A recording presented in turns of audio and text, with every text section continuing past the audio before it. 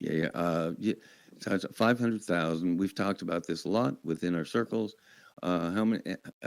For the most part, NDP voters have been very difficult to communicate with and contact. Simple. Long story short, and we've identified down here in Arizona probably 500,000 registered NDP voters. I mean, in March they went in with valid ID. They voted for the NDP candidate. Yada yada. And I believe the number is 500,000 that have not opined either yes, no, or undecided on the AB 51 question. Real simple, simple as that. I've known from a demographic standpoint, I grew up with, quote, NDP folks.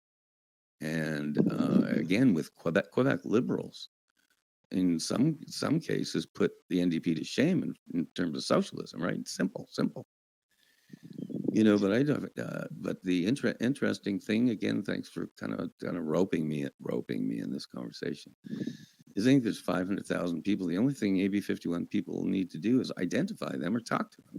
Say, are you a yes? Are you a no? Are you undecided? And if you're undecided or a no, let's talk benefits. And are you a yes or no? If it comes to the referendum, you can only be yes or no. You can't be undecided. You can just be a loser and not participate, or write-in vote, whatever. It's really a simple thing. My biggest question, and you know what? Okay, I'll spill the beans here, Val. I'll spill the beans. Secrets from the inside. I really I've been hesitating on this, but only because of time and funding and everything else, and crazy times that everyone I know is having. If I did actually launch the project let's just say January, let's say the first week of January, it would be trying to identify these nice NDP folks and trying to find out yes, no, or undecided. It's as simple as that.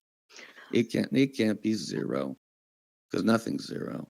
But every, quote, NDP person or, quote, Canadian Liberal, Montreal Liberal, I voted for a bunch of them, Robert Bourassa, I voted for, vote again, Pierre Elliott Trudeau, all those old guys, but even René Lévesque, they were pretty pragmatic guys. René Lévesque sold the English population that he was working for them, right?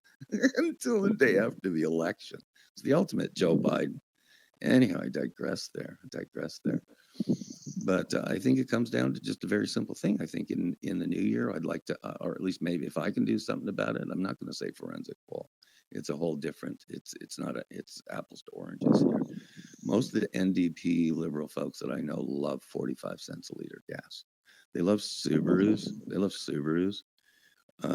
For a number of great reasons. Subaru is one of the first cars I'd buy. A little more expensive, but all four-wheel drive, blah, blah, blah, blah. Anyhow, I've known most of them are very budget-oriented. I love it. They love to praise global warming, but they don't really like to pay cash for carbon taxes, or if given the choice.